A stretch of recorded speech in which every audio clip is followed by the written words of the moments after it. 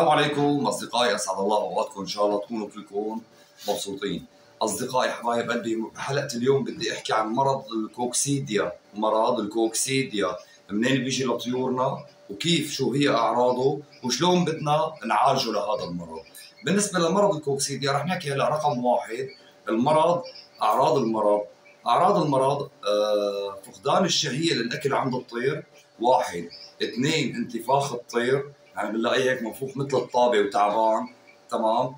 ثلاثة بصير عنده انتفاخ بالأمعاء وما عاد يطلب أكل نهائيا. والرابع اللي هو بصير في عنده إسهال، وضمن الإسهال بصير في مثل المي. أصدقائي هي بالنسبة للأعراض. المرض منين إجا؟ المرض إجا باختصار يا أما من قلة النظافة، تمام، قلة النظافة اللي بالقفص موجودة، أو من شرابية المي اللي بنترك فيها المي فترات طويلة من غير ما ننظفها، تمام أصدقائي، أو برد، أو عدوى طفيلية. مرض طفيلي بيصيب أمعاء الطائر بيساوي له مرض اللي اسمه الكوكسيديا. طيب شو هو علاجه هذا المرض؟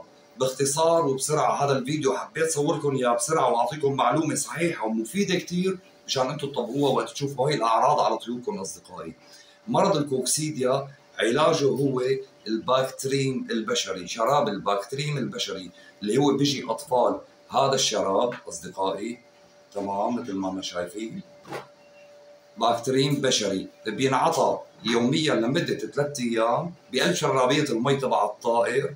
تمام أصدقائي، بينعطى 2 سم من الشراب مع نص الشرابية تبع المي على مدة 3 أيام إن شاء الله تعالى. بعد 3 أيام بصير الطير خروجه نظيف، وبيروح الانتفاخ وبترجع لشهيته وبصير بياكل برياقته.